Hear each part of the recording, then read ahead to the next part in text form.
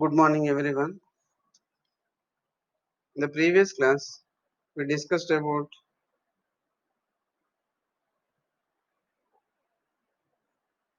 oscillator and the basics of oscillators and uh, how to what are the conditions for oscillations and what is Parkinson criteria and what are the advantages, disadvantages, and applications of uh, oscillator and principle of operation of oscillator, how it works, what are the circuitry behind the oscillator. All these things we have discussed in the previous class. Now, let us discuss about a very important topic, that is Hartley oscillator. The Hartley oscillator and the Colpitts oscillator comes under resonant oscillators. In this Hartley oscillator, we are going to discuss about the circuit analysis and working principle, expression for frequency of oscillations, and conditions for sustained oscillations, advantages, disadvantages, and applications. Hartley oscillator is very popular tuned oscillator. This is used as local oscillator in radio receivers.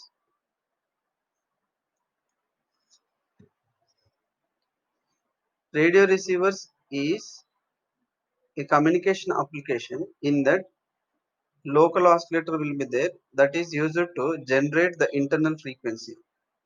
Okay, this is one of the most important application of the Hartley oscillator. It uses inductive feedback, means in the feedback network, as we know, in the oscillator circuit, there are two amplifiers. One is normal amplifier and another one is feedback amplifier. So that feedback network consists of inductive feedback. This is the Hartley oscillator internal circuitry. Okay, this is the circuit diagram of Hartley oscillator by using software. This is the circuit diagram of Hartley oscillator. This is very important as the examination point of view. Of course, this is very much useful in the communication applications. Okay, uh, it consists of a transistor which is connected in common emitter configuration.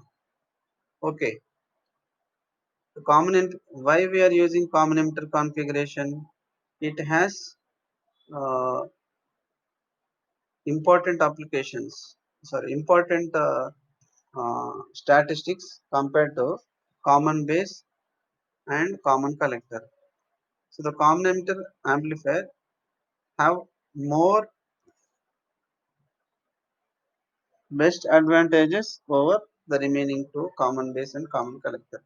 Therefore, common emitter configuration is used.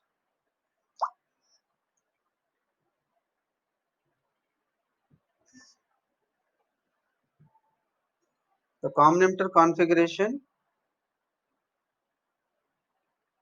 output is taken at the collector, and the output which is taken from the collector is again feeding back to the feedback network, which consists of inductive feedback. Means it consists of two inductors which are connected in series, and these two inductors are connected in parallel with a collector, sorry, capacitor. So this LC network consists this LC L1 plus L2 and C. These co- constitutes the uh, tuned circuit. This tuned circuit, hence we are using this tuned circuit in the feedback network. Therefore, it is called this comes under uh, tuning oscillators. Okay, so this L1, L2, C provides the required feedback to the overall Hartley oscillator circuit. The output of this tuned circuit is again feeding back to the base of the uh, common emitter configuration which is used in the Hartley oscillator. Okay, in this circuitry R1 R2 forms provides the stability, that is biasing network, which provides the required stability to operate the transistor in active region. Of course, the VCC provides the biasing voltage which is used to operate the transistor in active region. As we know, what is active region? Active region is defined as the transistor is to operate the emitter base junction in forward bias and collector base junction in reverse bias. In order to maintain these two, we need to provide VCC with required biasing network. This required biasing provided by R1 and R2, two resistors. Next, Cin. Cin is used to provide the pure AC. If any DC component is generated by the feedback network, which is L1, L2, C, that is feedback signal. If any feedback signal consists, if any DC component, this will be eliminated or removed by Cin. Okay, the Cin is the capacitor which blocks and allows only AC signal to the Hartley oscillator. So through Cin, the AC signal is flows and which enters into the transistor, that is amplifier circuitry. For this amplifier, the feedback is provided, the required biasing network is provided by R1, R2, and the biasing voltage is VCC, as already discussed. Next,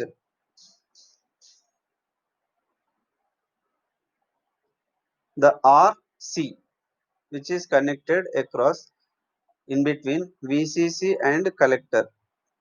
This RC is acts as the output resistor, that is load resistor, across which we can measure the output voltage. Whereas RE provides the required biasing to the uh, amplifier circuit. Whereas CE provides the bypass capacitance. The CE is called bypass capacitor, which provides the low reactance path to the RE, and which all these are connected to the ground. Okay, next CB. Of course, this is also called as CC, which is called as coupling capacitor. This is used to couple the next stage if any. Okay, and through which we can measure the output voltage. Of course, in words it is given. The circuit analysis. From the previous slide, the figure shows the circuit of Hartley oscillator. The tank circuit is provided through C L1 and L2. The coil L1 is inductively coupled to L2. The combination functions as an auto transformer. Of course, L1, L2 both are acts as a primary inductor, secondary inductor, or primary coil, secondary coil, which is from the transformer.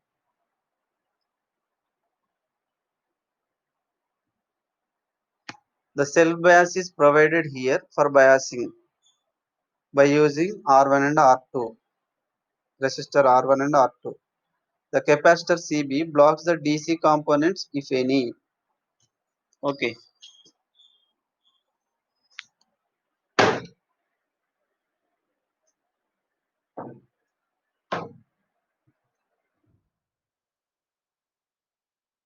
Circuit operation.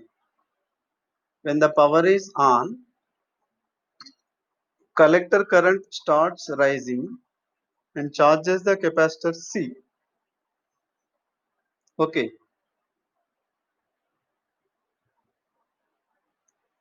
when this capacitor is fully charged, it discharges through coils L1 and L2, setting up oscillations of frequency at F is equal to 1 by 2 pi under root LC, of course.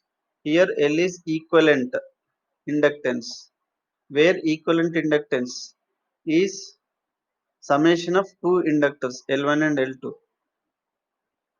Since the L1 and L2 are connected in series, therefore these two inductances will be added. Therefore, the frequency of oscillation is occurred at F is equal to 1 by 2 pi under root L equivalent C, that is L1 plus L2 into C.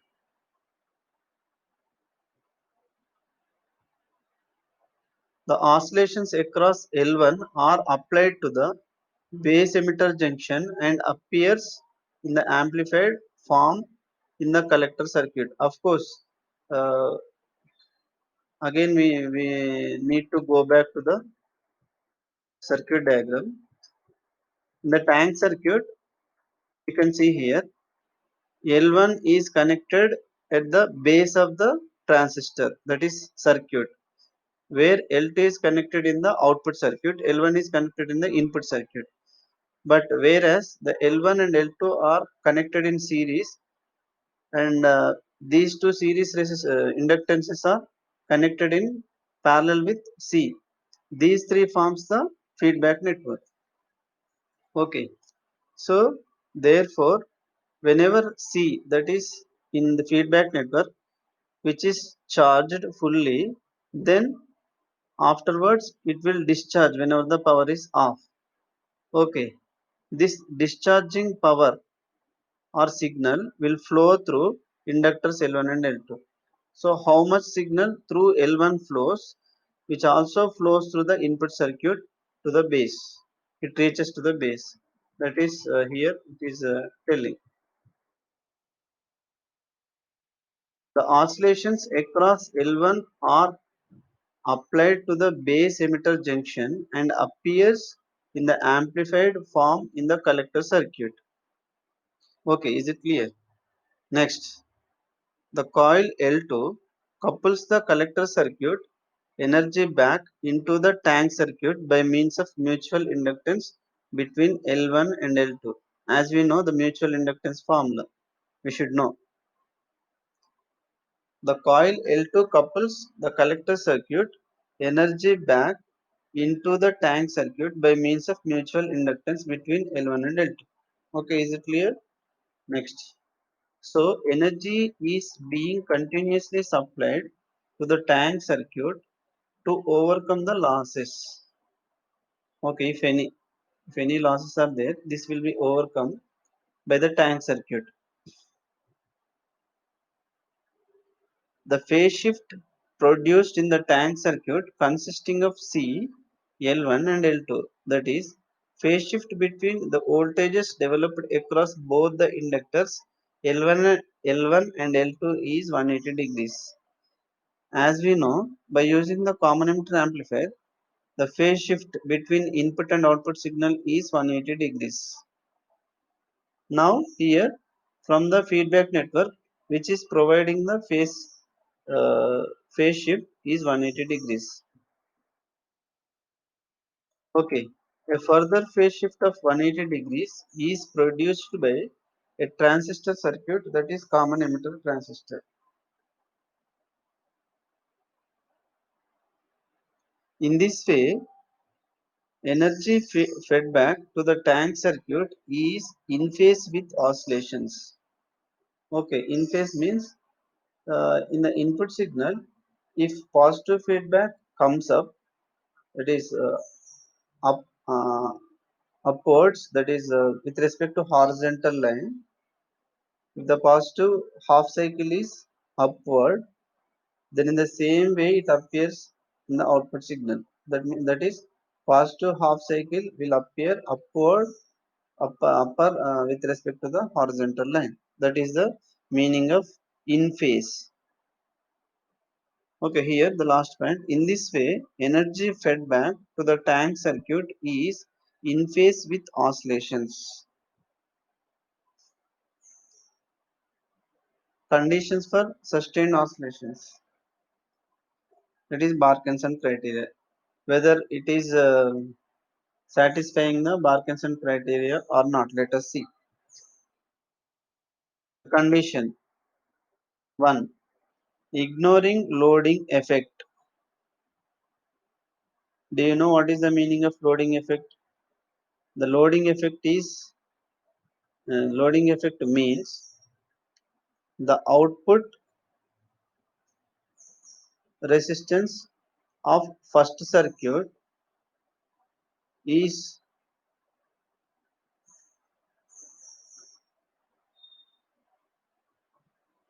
high higher than the input resistance of the next stage of the amplifier.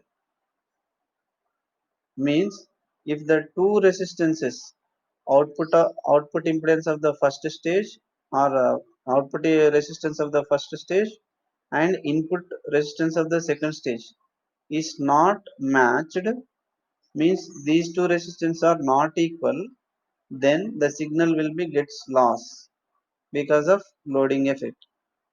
If two resistance are almost equal, approximately equal, then the signal loss will be very less. Okay, the efficiency of the signal transformation from one stage to another stage is less. So that is the loading effect. If we are ignoring the loading effect of the base, the feedback fraction is given by beta. Okay, beta is the feedback factor. Beta is the gain of the feedback circuit.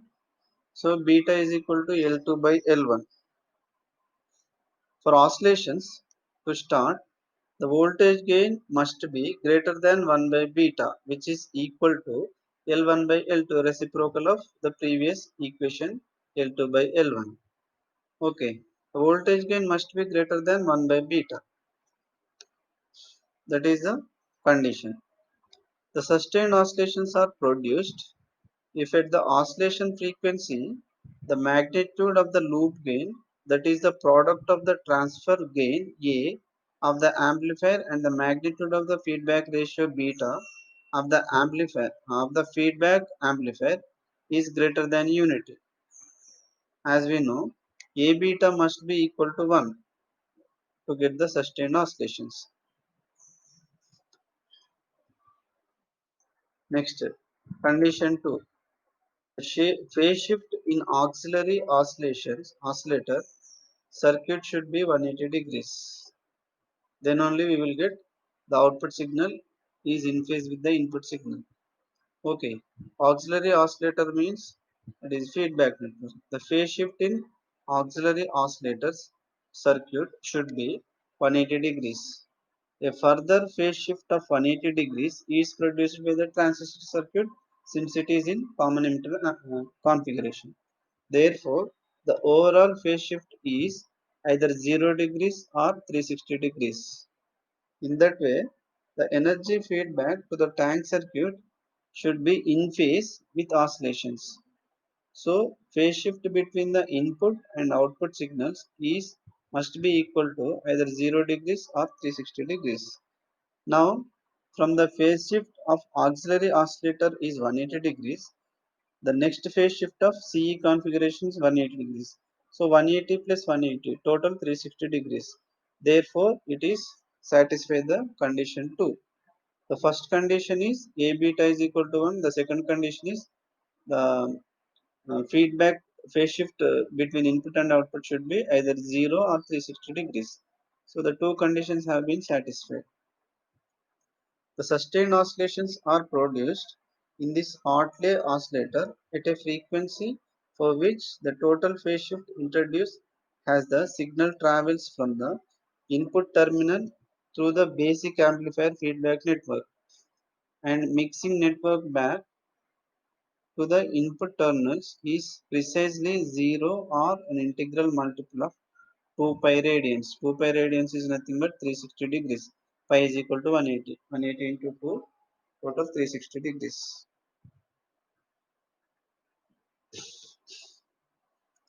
Expression for frequency of oscillations, that is similar to the previous normal resonance frequency equation.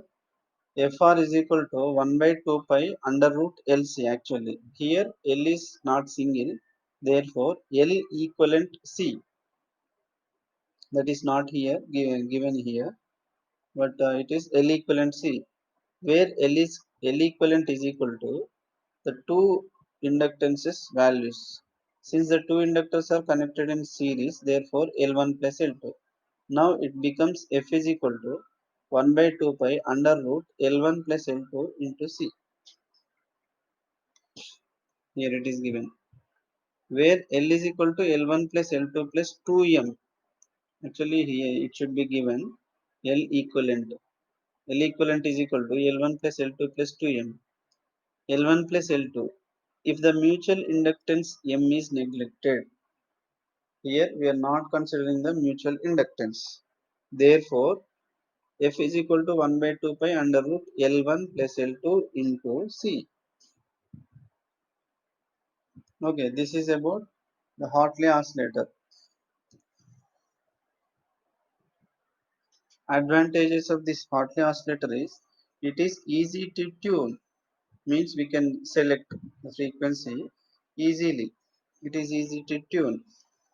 Adaptability to a wide range of frequencies. It can be used for wide range of frequencies. Used as local oscillator in radio receivers. Okay, local oscillator is the main important oscillator which is used to select the selective frequency. The frequency is varied using a variable capacitor. So then only we can select the frequencies by varying the tuned capacitor. The output amplitude remains constant for the frequency range. Okay, then only we can say that it gives the faithful amplification. The amplitude must be remains constant over the complete range of frequencies. The feedback ratio of the tapped inductor remains constant. Okay, the feedback ratio means beta. Beta value is always constant. Okay, these are the advantages of the Hartley oscillator. Next, coming to the disadvantages, harmonic rich content of the output means the output signal may be the harmonics of input, means within single signal the single signal may consist of more than one the harmonic component of the single frequency. Okay, therefore this is the one of the main disadvantage of the Hartley oscillator.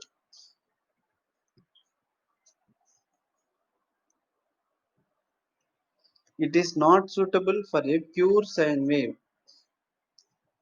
This cannot be used in order to get for pure sine wave. It is used, applications of the Hartley oscillator is, the Hartley oscillator was extensively used on all broadcast bands including the FM 88 to 108 MHz band. Okay, as we said, in radio, the local receiver, it can be used as a local receiver. Okay, up to now, we have discussed about Hartley oscillator, definition, and the circuit diagram of Hartley oscillator, and working of Hartley oscillator. Okay, the conditions for sustained oscillations, the frequency of sustained oscillations, advantages, disadvantages, and applications or uses. Okay, is it clear? This is very very important as your examination point of view. Okay, since it has wide range of applications in communication, therefore it is very much useful. Next one, let us go into the next one. Colpitts oscillator. The Colpitts oscillator and Hartley oscillator both are comes under tuned oscillators.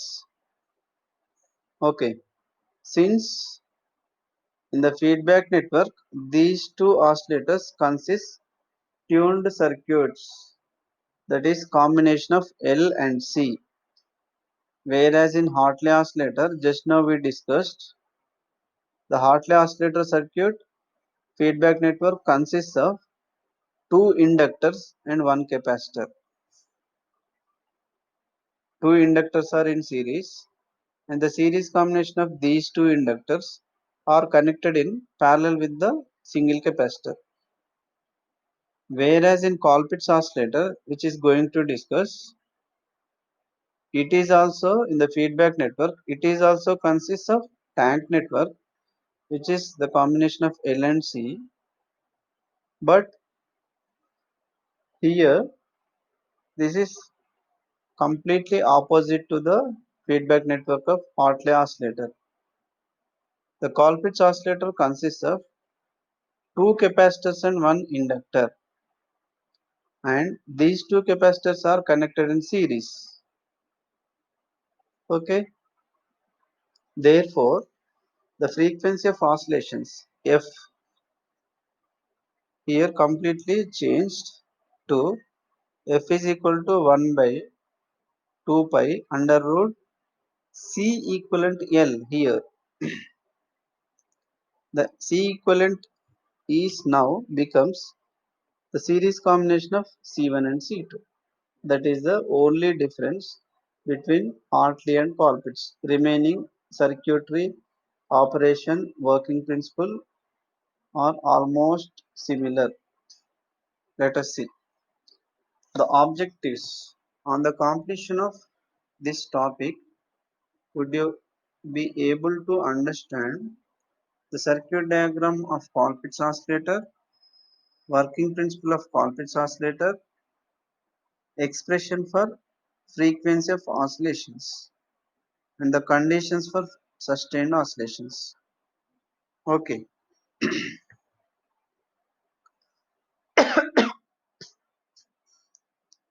this is the circuit diagram of the Colpitts oscillator. Okay, you should learn how to draw the circuit diagrams thoroughly. So always we should start whenever we want to draw a circuit diagram which consists of transistor.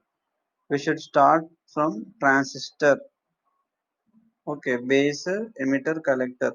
So for base, what are the circuitry to be connect, and for the collector, what are the circuitry or components to be connect, and for the emitter, what are the components to be connect.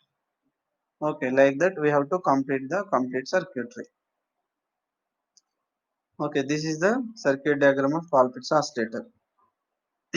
This is also a common emitter amplifier circuit, but it doesn't have any input signal. Therefore, this is not a amplifier circuit, but this is common emitter configuration. Okay, in this common emitter configuration, similar to your Hartley oscillator, which consists of a CE transistor. A transistor is connected in CE configuration. Since the emitter is connected to the ground, and at the collector we are taking the output, therefore it is a common emitter configuration. And for the base, we have connected R1, R2. Okay, two resistors are connected in parallel, R1, R2. The R1, R2 provides the required biasing network to the transistor, and in combination with VCC. that is DC voltage, the transistor should be operated in the active region. As we know what is active region. Whenever the transistor is active region, the emitter base junction is in forward bias and collector base junction is in reverse bias. This is the meaning of active region. To operate the transistor in active region, the VCC must be provided. The VCC may be either plus or minus 12 volts or 15 volts, depends on the type of semiconductor material used to construct the transistor. Okay, the VCC R1 R2 provides the biasing network to the transistor to operate the transistor in active region. Okay, at the input side, Cin, that is input capacitor, which provides AC signal, pure AC signal to the transistor circuit, means for Cin, the signal is coming from the feedback network. Therefore, if any DC component is present in the feedback network, that will be removed by the Cin, and the Cin blocks the DC and it provides only the AC signal to the transistor circuit. Okay, the function of the Cin is it blocks the DC and it allows only AC signal. That AC signal is given to the base of the amplifier circuit or oscillator circuit. Next, at the collector side, RFC, this is the collector resistor. This is used to measure the output voltage across the collector. Next, RE, this is emitter resistor, which provides the which is used to provide required bias into the resistor. Next, CE, CE is the emitter bypass capacitor. If any high signal is flowing through the emitter, the CE provides low reactance path and the complete signal will flow through the CE, flows to the ground. Therefore, it maintains the output voltage constant.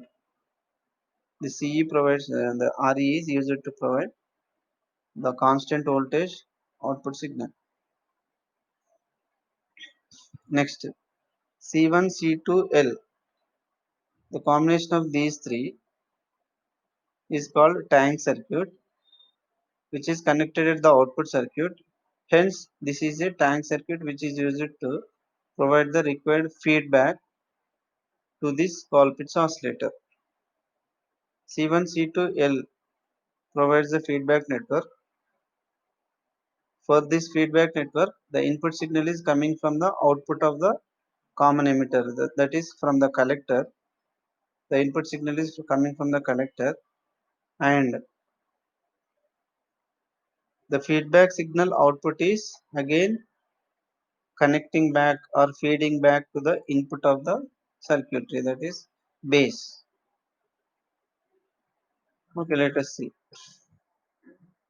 The previous slide shows the circuit diagram of the Colpitts oscillator. The tank circuit is made up of using C1, C2 and L.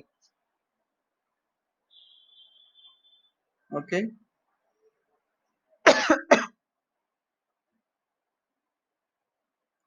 this is the Colpitts oscillator. Colpitts oscillator is designed by using the software. It is similar to the previous slide, that is circuit diagram. This is the Colpitts oscillator. Actually, the Colpitts oscillator hardware.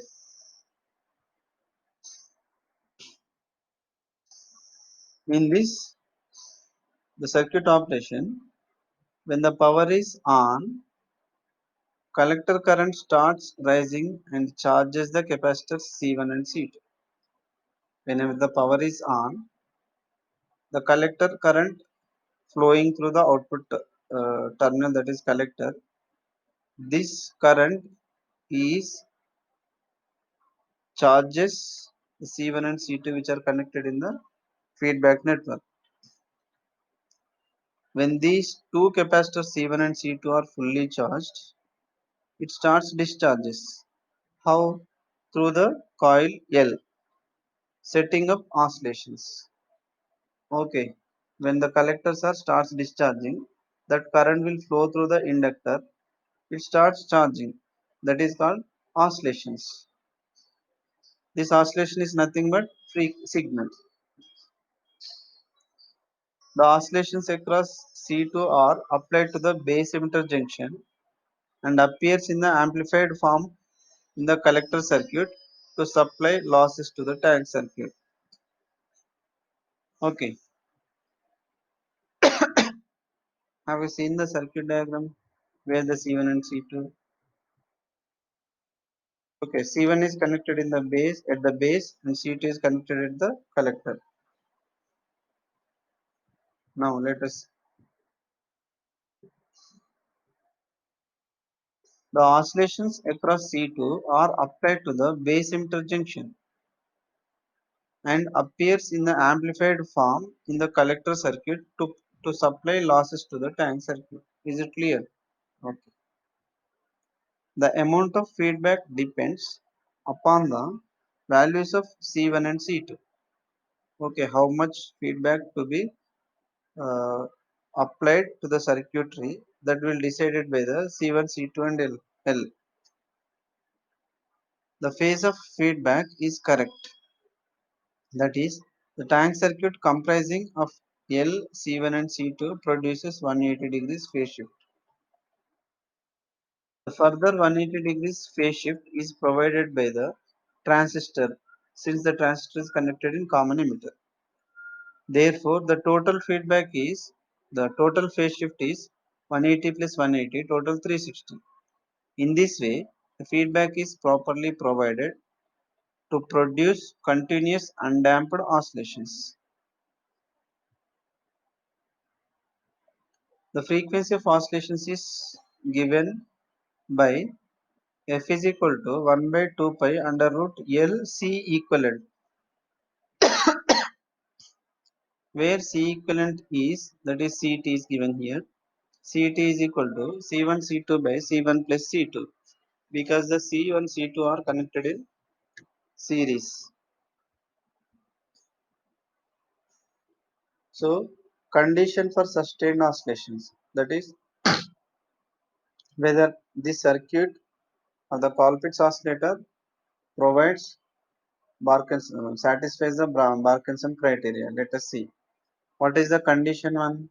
A beta must be equal to unity.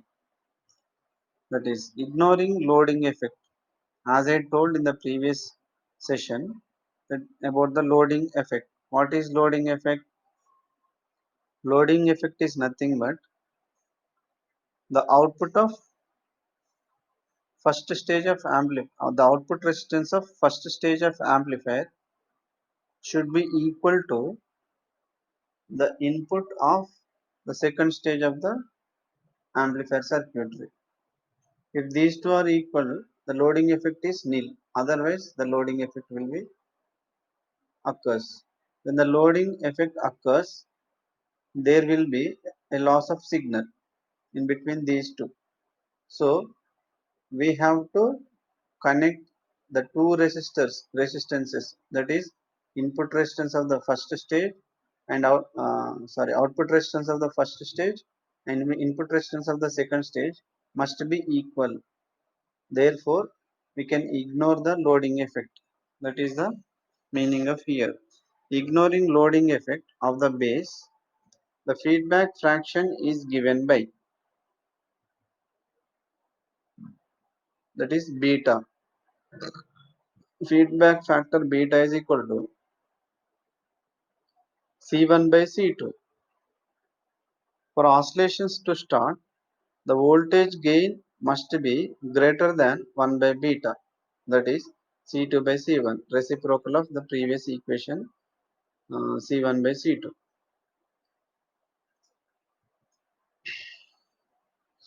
Sustained oscillations are produced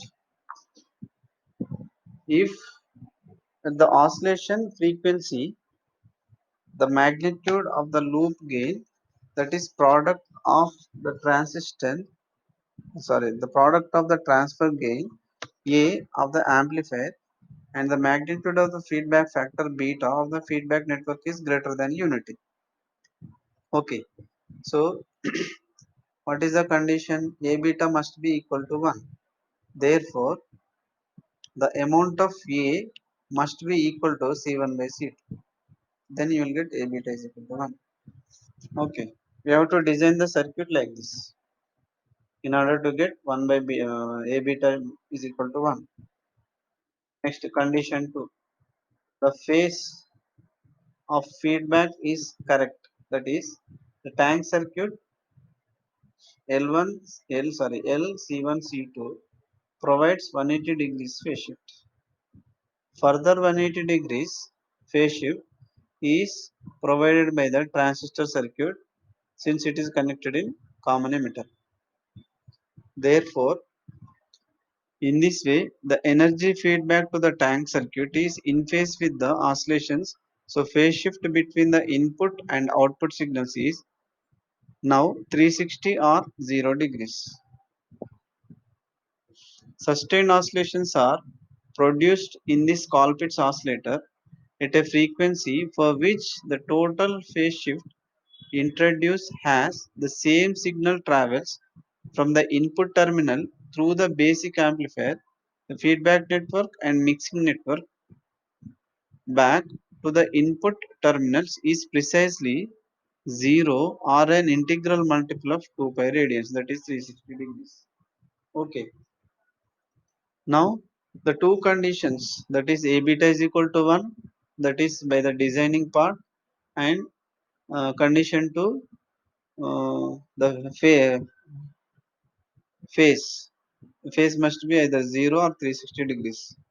So these two conditions are satisfied. Therefore, it provides the sustained oscillations.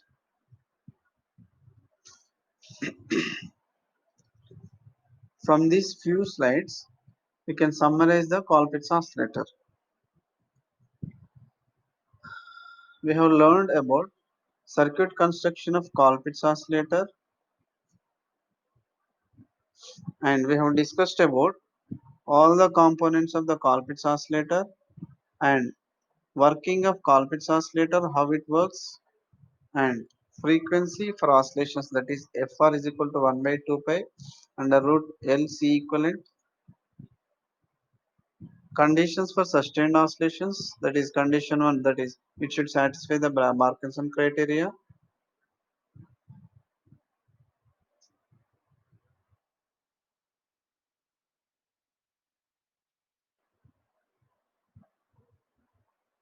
Okay, these two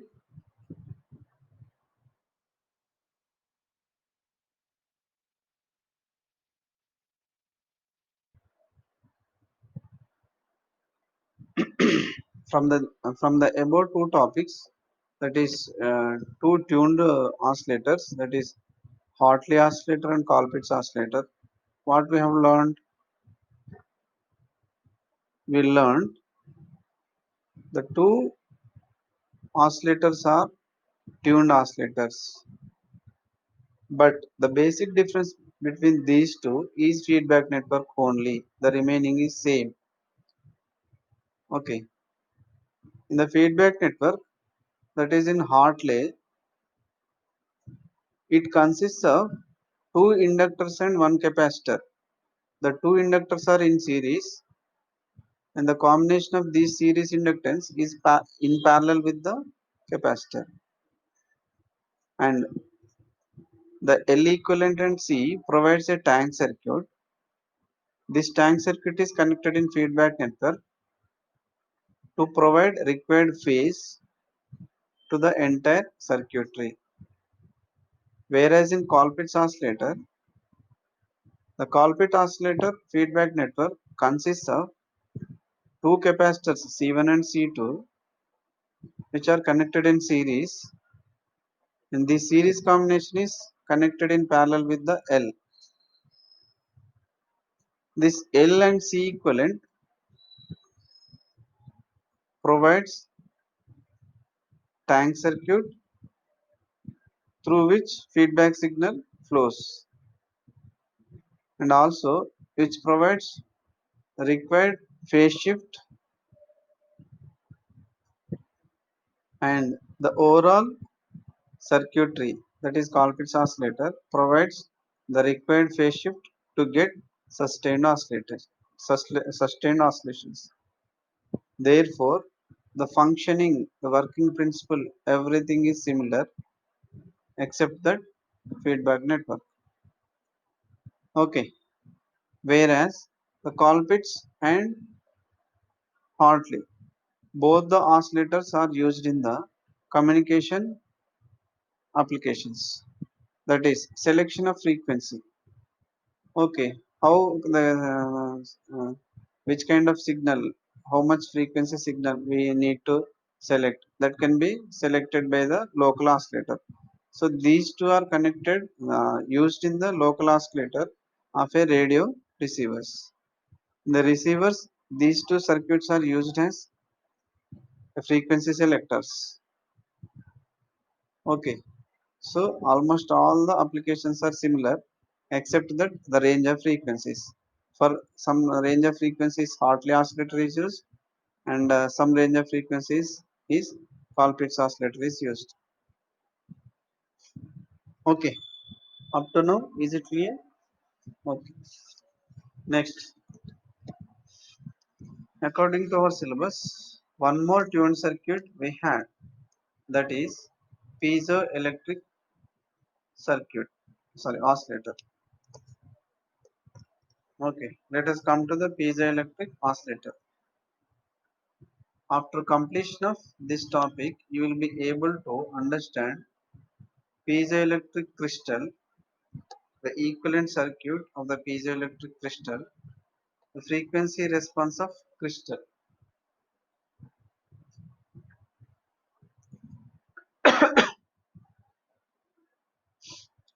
What is piezoelectric effect?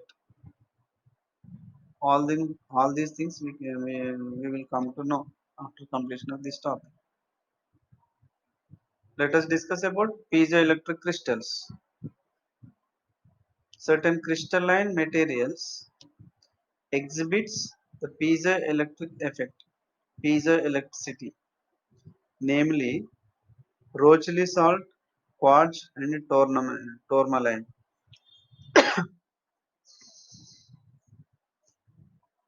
These are the materials are used as piezoelectric materials. These exhibits the piezoelectricity, that is piezoelectric effect. The structure of these materials is like a crystals. When we apply AC voltage across them, they will vibrate at a frequency of the applied voltage. If the crystals are forced mechanically to vibrate, they will generate EMF at the fundamental frequency of the crystal. Okay, these two statements are vice versa. First one, that is second point, when we apply AC voltage across them, they will vibrate. That is electrical to mechanical energy. It converts electrical to mechanical energy. Next, third point, if the crystals are forced mechanically to vibrate, that is when we apply the mechanical energy, they generate an EMF at the fundamental frequency of the crystal. That is electrical signal.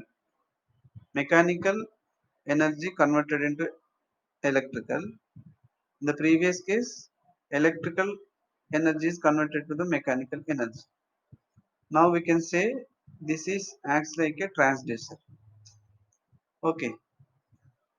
Okay. By these two statements, the piezoelectric materials only does this. Okay. Is it clear? by these certain crystalline materials which exhibits piezoelectricity. That is, when we apply mechanical energy, this will generate EMF, or when we apply electrical energy, these will vibrate. Okay, vice versa. This is called piezoelectricity. Now, the piezoelectric effect.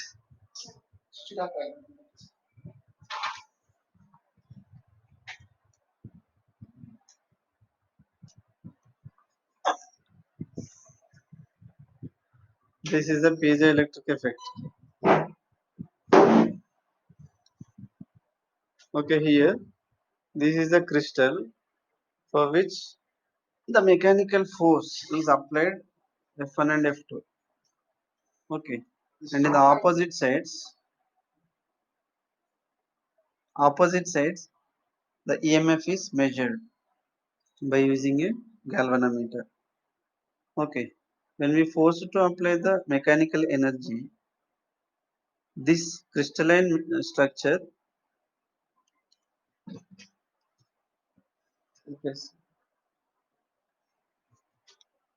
this crystalline structure will deform, due to which EMF is generated. This is the piezoelectric crystal effect.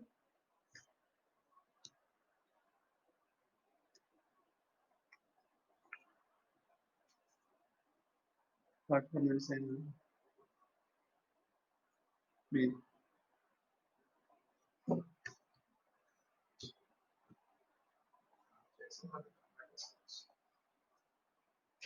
Okay, so this the upper portion or the bottom and upper portion can be covered by electrodes through which we can measure the EMF. Okay, here the statement is given in words. Removal of the forces releases strain within the crystal, and hence the current flow to re-establish zero potential across the electrodes.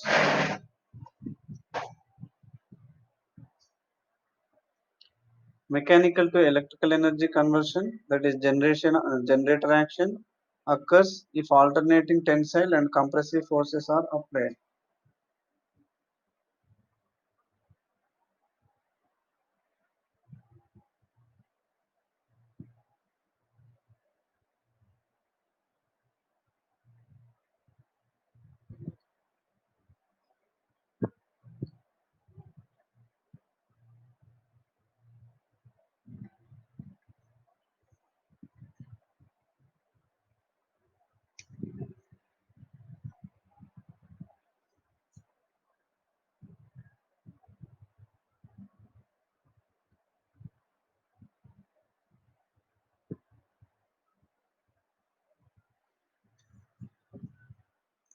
Application of a voltage across the electrodes can have a reverse effect, that is, inducing mechanical deformation of the crystal and hence electrical to mechanical conversion, that is the motor action.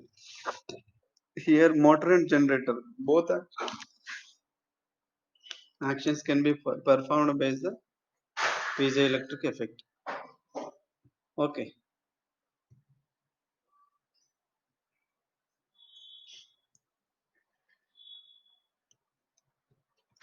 okay. Let us stop here. Till now, we have discussed about uh, Hartley oscillator, Colpitts oscillator, and piezoelectric principle. The Hartley oscillator and Colpitts oscillator, both the working principle and circuit diagram and applications, advantages and disadvantages, applications, all those things we have discussed. And also we discussed about the piezoelectric materials, introduction to the piezoelectricity. Let us stop here. We will discuss the remaining things in the next class.